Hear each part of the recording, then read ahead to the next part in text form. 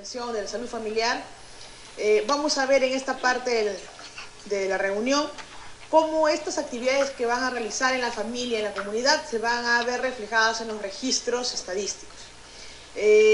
La Oficina General de Estadística lleva trabajando apenas pocos meses el tema del registro de salud familiar. Si bien es cierto, existe la normatividad que establece todo lo que han repasado esta mañana con Charito, recién el sistema de información se ha ido adecuando a este contexto este año. Llevamos menos de 3 meses con una versión preliminar, inicial, para recoger información de salud familiar, que es la que vamos a ver en la mañana de hoy. Dentro de este contexto, la Oficina General de Estadística ha desarrollado un manual de registro y codificación de esta información que se une al resto de manuales de registro y codificación de las actividades en salud pública. Esta información es recogida básicamente a través del registro de la consulta externa que todos conocemos como GIS, ¿cierto? Entiendo que de repente no todas las personas que están presentes puedan tener un conocimiento básico del que es el sistema de información, así que vamos a empezar por ahí. Gracias. En el contexto general, la evaluación del análisis de información básica está determinado por varios aspectos fundamentales. Actualmente nuestras necesidades de información se basan en los pilares o estrategias que ustedes están visto descritas en la diapositiva. La primera es la identificación nominal del paciente. Durante muchos años hemos trabajado el registro de información y nuestra información de la producción de los servicios ha sido en base a consolidados de información, números de personas, coberturas, beneficiarios, personas tratadas. Ese enfoque ha cambiado un poco en los últimos años y respecto a esto nuestra visión ya no es solamente analizar números, sino establecer criterios para identificación de las personas en atención, saber quiénes son, dónde están, para nosotros poder hacer en el tiempo un seguimiento longitudinal de las acciones de salud en la etapa de vida que corresponda. Esto se hace inicialmente a través de la identificación del paciente de manera nominal, es decir, identificación única. Para esto utilizamos los estándares de datos, que también es un proceso que está descrito aquí, el cual nos permite identificar a la persona a través de su documento nacional de identidad. Esto ya ha sido implementado en los sistemas regulares de recojo de información rutinaria y para el caso de pacientes nacionales utilizamos el DNI. Obviamente que a la fecha tenemos algunas todavía coberturas en algunas regiones menores al 50%, por ejemplo, de registro con DNI, principalmente porque existen algunos procesos que todavía están no totalmente desarrollados. Primero, la identificación de las personas. No todas las personas en el país tienen un DNI, lamentablemente. En los últimos años han confluido muchas políticas, las cuales están dando prioridad a que, por ejemplo, los niños menores de 5 años de manera temprana puedan tener su documento de identidad. Pero nuestra población, pasada la etapa de vida niño, en la etapa de vida adolescente y en la etapa de vida adulto incluso, tiene todavía una brecha significativa de falta de identificación, con lo que esto incluye, ¿no?, de desarrollo de ciudadanía, etc. Creo que quería hacer una consulta. Sí, claro.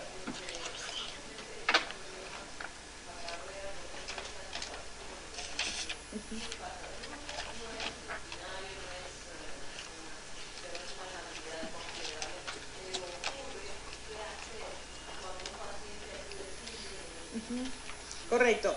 En realidad,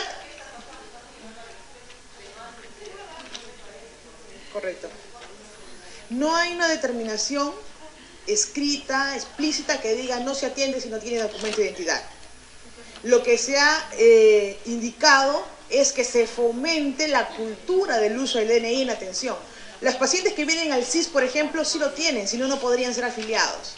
Luego nos damos cuenta que esos mismos pacientes que están en el CIS, cuando vienen a la consulta regular y se recoge esa información, para la ficha CIS sí tiene el dato, pero en la ficha de registro del parte diario no, en el GIS. Entonces, primero tenemos que cambiar hábitos. El primero, del prestador, de poder registrarlo. El segundo, del que procesa, el estadístico, de poder procesarlo, porque hemos encontrado que, por ejemplo, existen registros con DNI y no son procesados porque el digitador cree que es una carga adicional y no lo pasa en blanco. Y otra es que el paciente o el usuario pueda venir al establecimiento portando, conociendo su DNI, o que éste sea recogido en los sistemas de identificación en la historia clínica. Basta que se recoja una vez para nosotros poder tener la identificación. Estos procesos están en términos, digamos, no han concluido. Estamos en un proceso, a pesar de que tenemos casi 2 años ya recogiendo esta información del identificador de usuario, que es el DNI, en el registro. Y todavía en algunas regiones, por ejemplo en el caso de Lima metropolitana, los niveles de cobertura de DNI en establecimientos llegan a menos del 1%, en establecimientos de Lima metropolitana. No pasa lo mismo en algunas regiones como Huancavelica, Cajamarca, donde las coberturas, por ejemplo, de DNI llegan casi al 80%. ¿No? Entonces, hay un tema que trabajar internamente. No podríamos decir que en todo el país pasa lo mismo, hay ciertas particularidades. Entonces, ese proceso está, digamos, estamos en un proceso intermedio recién. No se ha dado la indicación de que no se atienda al paciente si no tiene DNI. Lo que se debe es instruir en que es necesario poder identificarlo a través del DNI y, si es posible, traerlo, contar en la próxima atención con ese dato. Probablemente en ese momento nos demos cuenta que ese niño o esa persona que está viniendo a la atención no tiene DNI, y eso incluye un proceso adicional, ¿no? Probablemente a darle la instrucción para que vaya al municipio, haga su proceso de inscripción, etcétera, que todas esas cosas confluyen en cerrar el círculo de identificación de las personas, ¿sí? Entonces, bajo ningún criterio se deja de atender porque el paciente no tiene DNI, ¿sí? El otro, justamente en relación a este mismo proceso, es el seguimiento efectivo de las acciones de salud. Yo identifico, como todos sabemos, la población no es estática, es dinámica. Puede estar hoy en establecimiento y llega la época de siembra, la época de vacaciones, la época de verano, y está incluso en otro departamento, ¿no? Entonces necesitamos que el seguimiento de las acciones de salud no se detenga porque sale de mi jurisdicción, sino que continúen. Si un niño se puso una primera dosis de vacuna y estando en otro lugar acude a un establecimiento de salud, ese establecimiento de salud lo que tiene que hacer es continuar ese proceso, ¿no? Y en el registro debe ser efectiva su identificación de esa manera. Una segunda dosis independientemente del lugar donde se haya aplicado. Luego, estos procesos, como les he mencionado, están unidos a la implementación de los estándares de datos de salud. No sé si han escuchado o han oído de los procesos de la estandarización de datos de salud. ¿Conocemos cuáles son los estándares de datos? Probablemente no lo conozcamos de esa manera, pero es un dato que todos los días en la atención regular usamos. Los estándares de datos están normados en el país a través de un decreto supremo, que es el 024/2005, ¿sí? El cual establece el uso de identificador estándar en todo el país, en todas las actividades prestacionales, para el usuario, por ejemplo, que es el paciente en algunos casos, a través de su documento nacional de identidad. Para el prestador, en este caso el personal que atiende, a través también de su DNI, más el colegio profesional al que pertenezcan, ¿sí? Las actividades de salud a través del catálogo sectorial. Todos los códigos de actividades son estándares, se usan aquí y en cualquier otro subsector. En el salud, la visita tiene el mismo código. En las sanidades, la visita tiene el mismo código. La implementación de los códigos para el diagnóstico. Usamos IE10 en todo el sector. Entonces, esos son los estándares que habitualmente utilizamos en el registro de las actividades de salud. Esos son los estándares de datos. Eso nos va a permitir, por ejemplo, hace poco hemos estado en un proceso de intercambio de información justo para el tema de inmunizaciones con e-salud. Se ha dado un gran avance en esta semana en ese sentido. ¿Y en base a qué? A que ambos espacios, tanto de salud como Ministerio de Salud, usan una sola forma de codificación, un solo calendario de vacunación, y estamos un poco coordinando los espacios para poder recoger esa información y se vean reflejadas en las coberturas. ¿Cuánta población de nuestras jurisdicciones es atendida o coberturada por e-salud? Sabemos, tenemos el número, pero a veces esa información no es complementada. Hay lugares donde la presencia de salud es bastante importante y esas atenciones que nos restan a la cobertura que evaluamos debe ser complementada. En ese proceso estamos iniciando y justamente el tema de estándares y de estandarización en general nos ha ayudado mucho. Esto en relación a los resultados, ya viendo la evaluación de indicadores, tenemos un tema de PPR muy importante, el cual el sistema de información debe responder para poder nosotros realizar la evaluación de metas físicas, y eso significa presupuesto. En la lógica del presupuesto por resultados nosotros tenemos metas establecidas que en teoría deberían ser metas lógicas, que estén en el marco de lo que se desarrolla en nuestras jurisdicciones, y el sistema de información es el instrumento para medir cuánto de esa meta que hemos tenido establecida se va cumpliendo en relación a cuánto presupuesto podemos necesitar hacia adelante para poder seguir manteniendo estas actividades o ir mejorándolas. Entonces, esta relación existe con el objetivo del cumplimiento de metas específicas. Todos son procesos que están directamente relacionados al sistema de información. Entonces, ¿cómo podríamos evaluar el avance de una estrategia? ¿Cómo podríamos evaluar cuántos recursos nos falta si no tenemos información generada en base a las actividades que realizamos? Justo el sistema de información abarca esta parte.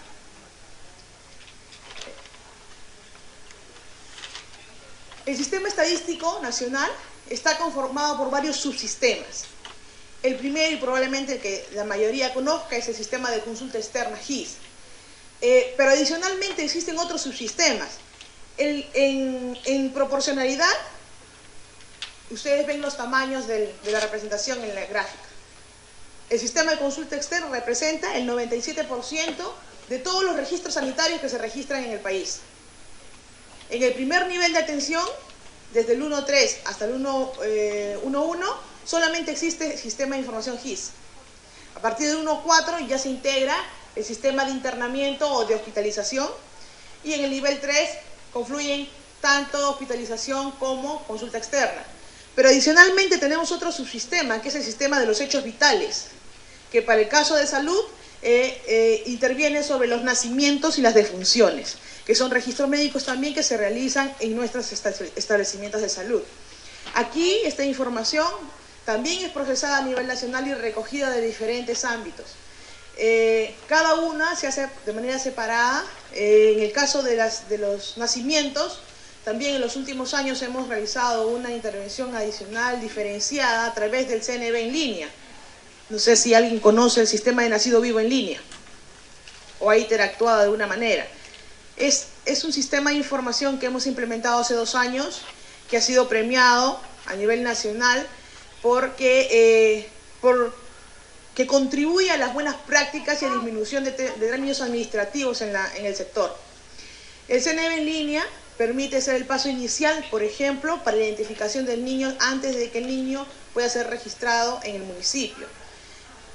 Básicamente se trata del registro inmediato después del nacimiento del niño en la sala de parto, por quien atiende, hace la atención del parto institucional, lo registra e inmediatamente se genera una base de datos a través de la cual van a confluir, por ejemplo, el proceso del padrón nominal que estamos generando a partir de este mes, y el municipio y RENIEC pueden tener acceso ¿para qué? Para poder hacer el proceso mucho más rápido en el tema de identificación. Estos procesos, en el caso de nacimiento, se va a replicar para defunciones el próximo año, y esperamos que estos sistemas sean un poco más fluidos. Según lo que nosotros tenemos determinado por INEI, en número de nacimientos esperados, el número de registros de nacimientos que tenemos, en los últimos años se está un poco acercando más, pero siempre hay una brecha significativa. Entonces, entre la estimación y lo real, hay un problema de subregistro. ¿Cuántos niños que nacen no están siendo registrados? Muchas veces, en algunas partes del país, los niños recién llegan a sacar su partida de nacimiento cuando van a ir a la escuela.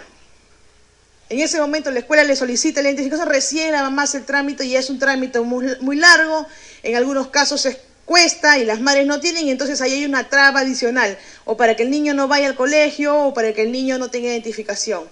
Entonces esos procesos se están un poco eliminando, se están haciendo un poco más ágiles, a fin de que la cobertura de niños con identificación en el trimestre de su vida pueda ser con mayor oportunidad. Luego tenemos el sistema de emergencias, que también recoge información principalmente de establecimientos del tercer nivel y en caso de hospitales de segundo nivel, donde existen establecidos servicios de emergencia. Es un poco más pequeño porque solamente son intervenciones, digamos, en algunos casos ambulatorias o que determinan internamiento, ¿no? Luego, el sistema de discapacidad, que también es un subsistema muy poco conocido probablemente, pero que recoge la incidencia de los problemas de discapacidad de la población. Estos subsistemas están determinados y cada uno de ellos representa pues el total de los sistemas de información a través de la cual se recoge la información sanitaria del país. Como les mencioné al inicio, el sistema de información de consulta externa, el GIS, recoge el 97% de todos los registros de salud. Entonces se constituye uno de los principales subsistemas de información de cara al análisis de situación. Este es el registro GIS. ¿Todos lo conocen? ¿Alguien no conoce este registro? El formato de parte diario. Quisiera que levante la mano si alguien no lo conoce. ¿Todos ustedes conocen el registro GIS? Correcto. Sabemos cómo se registra. Vamos a ver en esta primera sesión, en esta intervención respecto al registro de salud familiar, que básicamente lo que vamos a ver en el registro y en el manual que se ha generado está enfocado en una actividad principal, que es la visita de salud familiar, que difiere de las visitas de seguimiento, y lo vamos a ver más adelante, de las que estamos acostumbradas a registrar. ¿Sí? Entonces, en el registro GIS, inicialmente, ¿qué es lo que vamos a hacer? Identificar, en la parte superior, el establecimiento de salud y el periodo del registro, pero adicionalmente vamos a utilizar el servicio o UPS Salud Familiar y Comunitaria, que está disponible desde el primer nivel de atención hacia arriba en cualquier establecimiento de salud. No está determinado para un tipo de profesional específico. Cualquier persona que realice actividades de promoción de la salud puede registrar y hacer la diferenciación de este registro a través de este servicio. ¿Sí? Probablemente cuando se les capacita, se les dice, para determinar una UPS tiene que haber 3 confluencias: ambiente físico, personal y recursos para realizar la actividad. Entonces, en algunos establecimientos no va a haber un ambiente físico específico para salud familiar. ¿Sí? En este caso, ese criterio se rompe. Salud familiar va a estar enfocada a las acciones de salud, que ya ustedes han escuchado hace un momento en la intervención de Charito, y esa información la puede generar cualquier prestador en el establecimiento de salud. ¿Sí?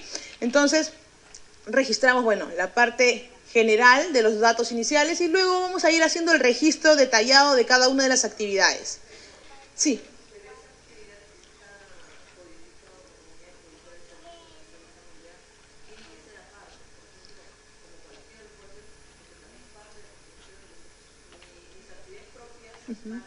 Sí, correcto. Las actividades, por ejemplo, si fuera una enfermera que realiza actividades de crecimiento y desarrollo, inmunizaciones, lo registra en un GIS que tiene que ver con atención integral del niño. Pero las actividades de promoción, de salud familiar, lo hace en un registro aparte, así sea el mismo día. Así tenga espacio en su hoja de crédito. Usa un formulario único para esas actividades, de manera diferenciada, como lo ven aquí, ¿no? Con esta UPS. Por eso lo puso en rojo. ¿Sí?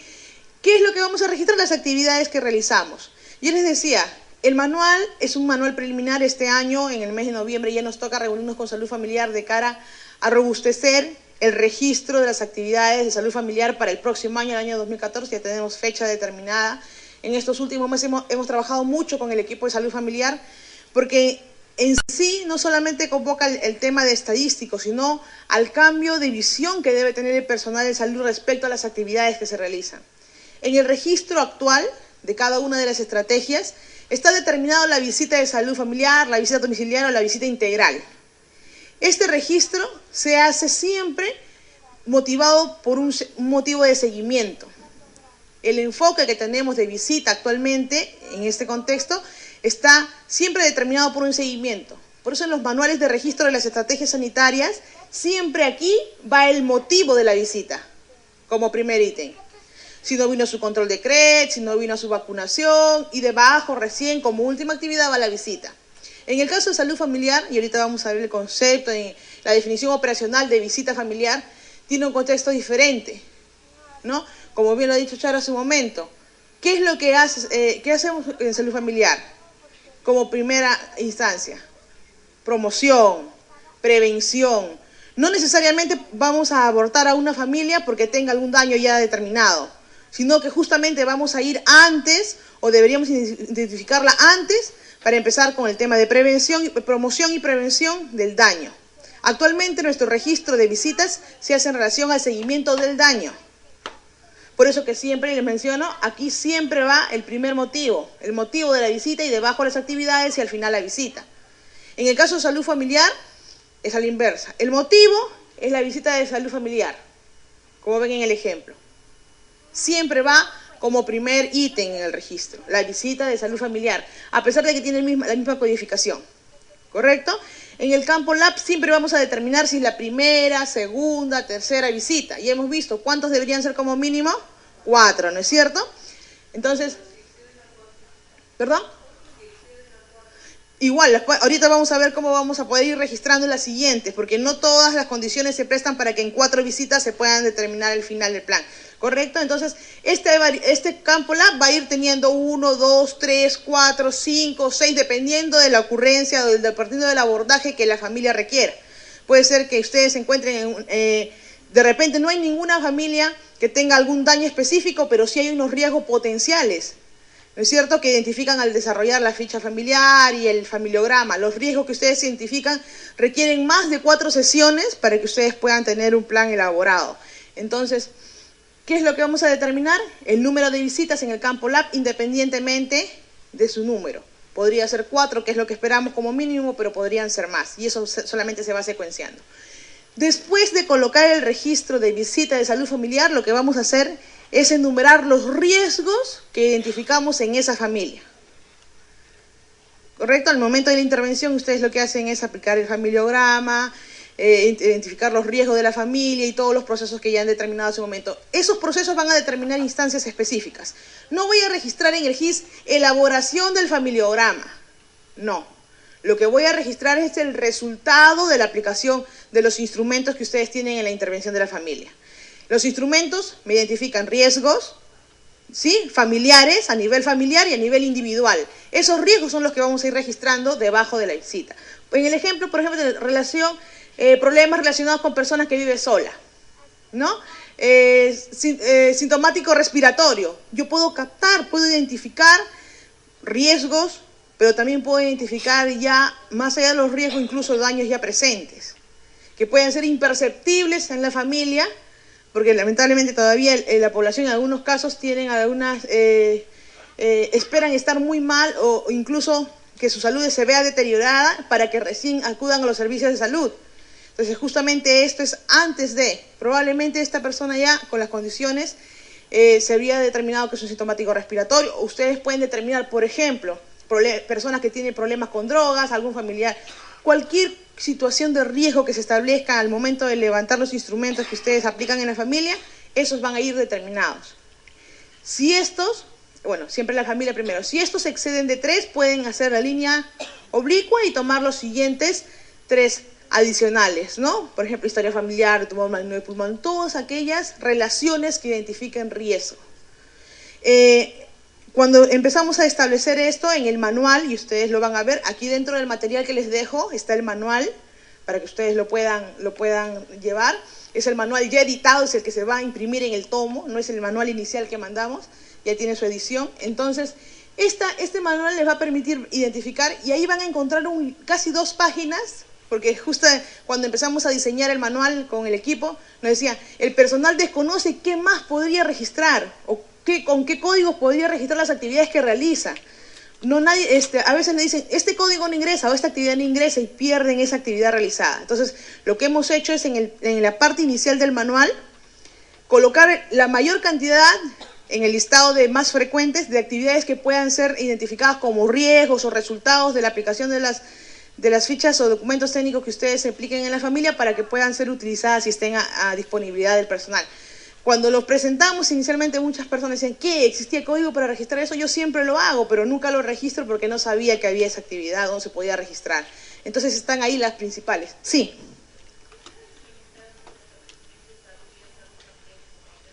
Sí, bueno, como les mencioné, nosotros hemos hecho la publicación en el mes de agosto, recién salió, publicamos, hicimos oficial el manual de registro y en los primeros días de septiembre, si no recuerdo, el lunes 9 creo que fue, o 8, hicimos una videoconferencia nacional con el equipo de salud familiar y el equipo de estadística para difundir el manual.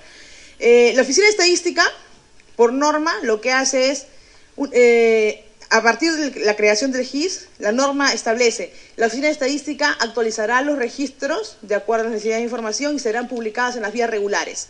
Para nosotros la vía regular es remitir el manual por correo electrónico, por documentación regular a las direcciones regionales y estas a su vez dentro de sus funciones está distribuir y hacer la difusión.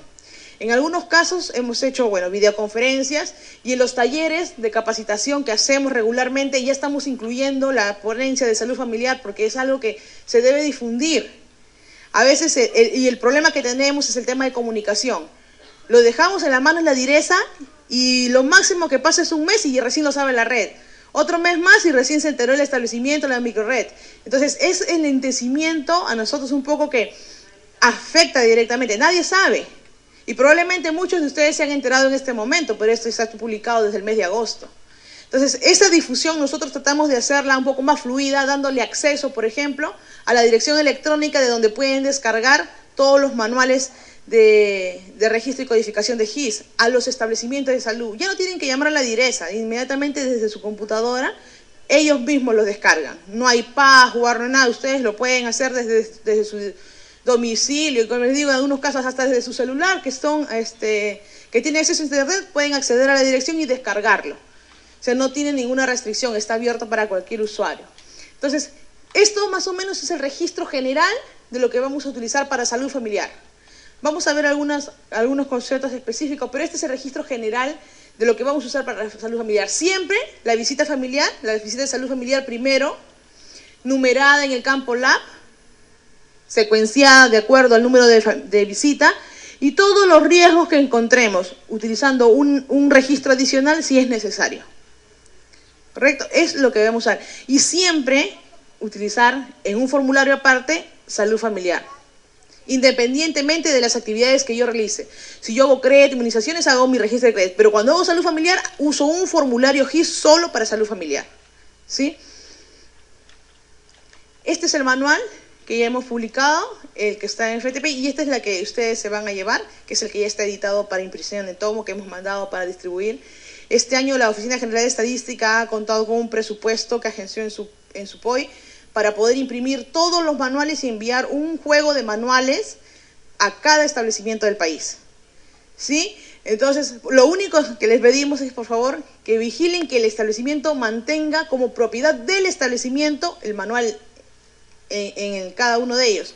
Y no cuando se va el personal, se va con todo el manual. Eso nos pasa, por ejemplo, con los serumistas. ¿No? Les entregamos los manuales y el serum se va y se lleva todos los manuales y el que llega ya no encuentra el manual en el establecimiento. Entonces esto va a ser propiedad del establecimiento, no solamente de salud familiar, sino de todas las estrategias y etapas de vida que vamos a publicar. Entonces, este es el manual, está en medio magnético, se los he dejado con la ponencia aquí para que ustedes se lo puedan llevar y puedan revisarlo. Les mencionaba, el eje principal del manual y en este momento del registro está enfocado a la visita familiar.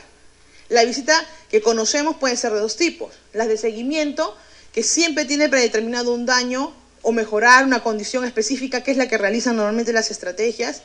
Y la visita de salud familiar, que es la identificación de riesgos. ¿Sí? Entonces, en el registro ya hemos visto cómo vamos a hacerlo. Esta es la definición operacional que tiene la visita familiar.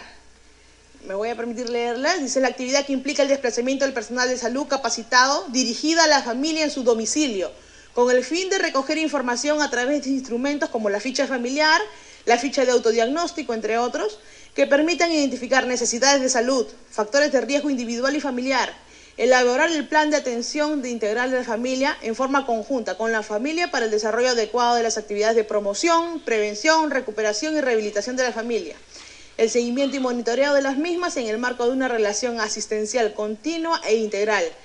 Tiempo promedio requerido para la visita familiar es de 60 minutos por visita. En promedio son 4 al año para cada familia, Sin embargo, estas pueden ampliarse de acuerdo a lo que el abordaje que se le haga a cada una de las familias y el riesgo que se determine a partir de la implementación de los instrumentos.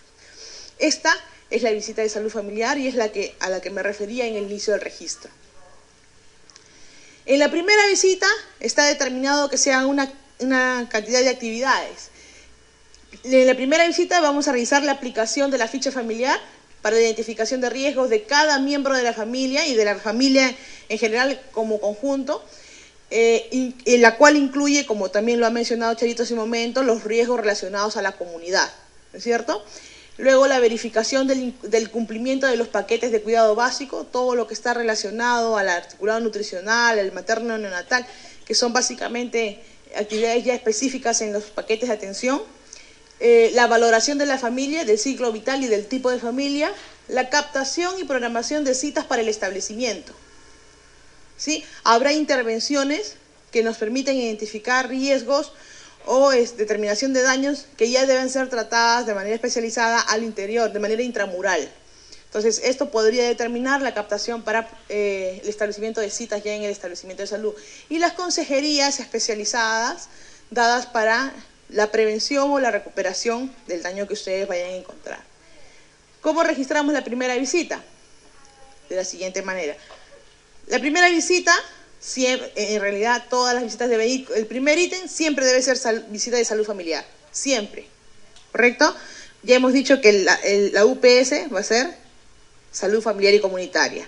Entonces, el primer registro debe ser siempre visita de salud familiar. Y luego, los aspectos que ustedes vayan determinando que hayan encontrado en la primera intervención. Como ven acá, aquí se ha mencionado que se aplica la ficha familiar, la verificación y se hace una serie de actividades. Solamente aquí registramos el resultado de la implementación de esos instrumentos. ¿Correcto? Los riesgos, la visita en sí y los riesgos que cada acción del instrumento. No registramos desarrollo de familiograma, plan de atención. Otra cosa que estaba incluida en el registro en los manuales anteriores era visita familiar o visita domiciliaria y debajo decía familia de alto riesgo, plan familiar de alto riesgo. Esa determinación tampoco ya la vamos a utilizar. ¿Correcto? El riesgo va a estar determinado primero, por ejemplo, cuando empezamos a analizar esta información nos pareció incoherente, ¿no? Personas que vivían en quintil 1, quintil 2 y eran familias sin riesgo. O familias que tenían no tenían saneamiento básico adecuado y la determinación de familia era sin riesgo o con bajo riesgo. Entonces no corresponde, entonces el contexto en el cual vamos a evaluar el riesgo va a confluir bajo los aspectos que ya se han mencionado, ¿cierto? Que tenga la identificación de los riesgos potenciales en el esquema ya estructural o funcional de la familia y la determinación de su entorno. Esos riesgos van a ir determinando si es de alto o bajo riesgo la familia, pero ya no lo vamos a determinar así como lo hacíamos antes. Ya no vamos a colocar familia de alto riesgo, de bajo riesgo, ¿no? Ya no lo vamos a determinar de esa manera. Esa codificación ha quedado inactiva. En la segunda visita, bueno, hacemos el seguimiento de las citas programadas, la elaboración y acuerdos respecto al plan de atención familiar, que conocemos como PAIFAN, ¿no es cierto? Luego la consejería para los problemas priorizados, lo que hemos encontrado.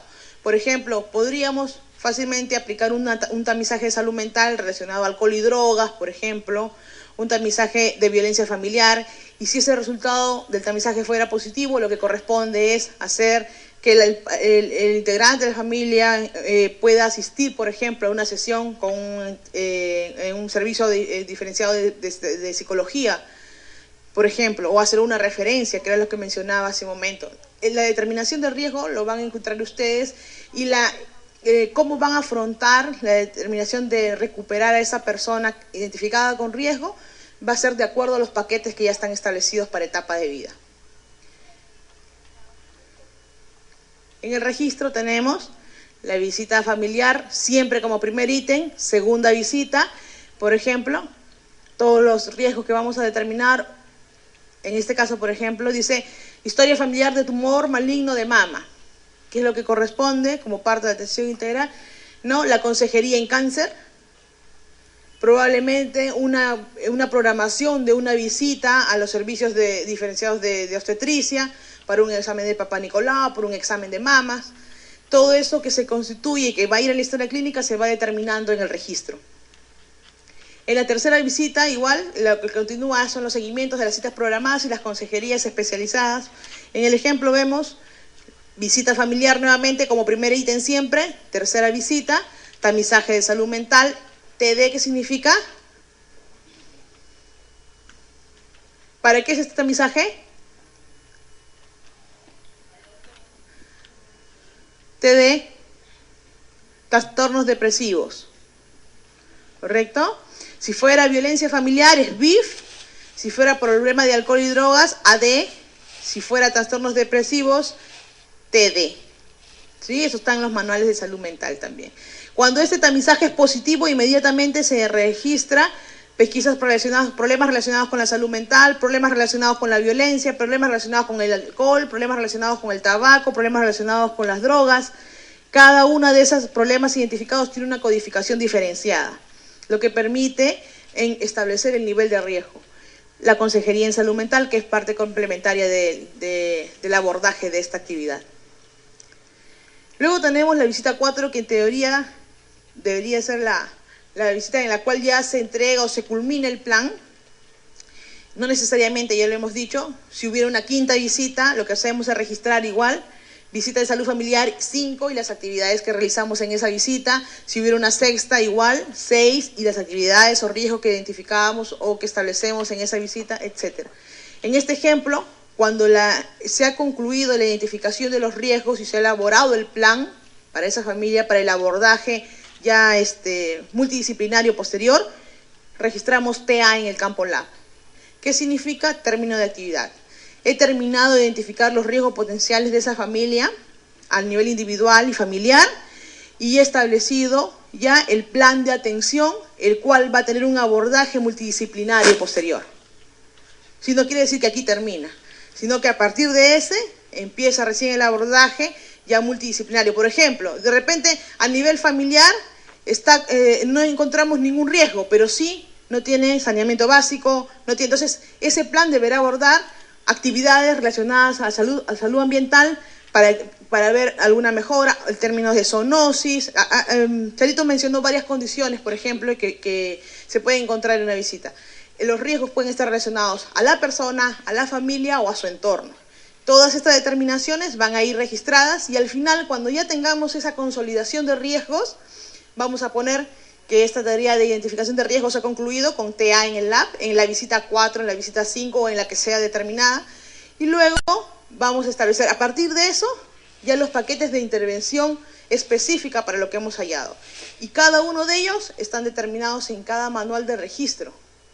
Si hay problemas de salud mental, registramos los tamizajes, registramos los tratamientos, las consejerías, las psicoterapias, lo que corresponda, y eso ya tiene una forma de registro de manera individual. Lo mismo si hubiera un problema, por ejemplo, relacionado a riesgo de tuberculosis, ¿no? Ya sabemos cuál es el proceso de un flujo de un paciente: captación del sintomático, toma de muestra, resultado de la muestra, la evaluación de la muestra y luego el tratamiento si fuera necesario. Entonces, todos esos procesos ya están determinados. Faltaba esta parte inicial, que es la determinación de los riesgos, que es lo que está actualmente planteado en el manual. Sí.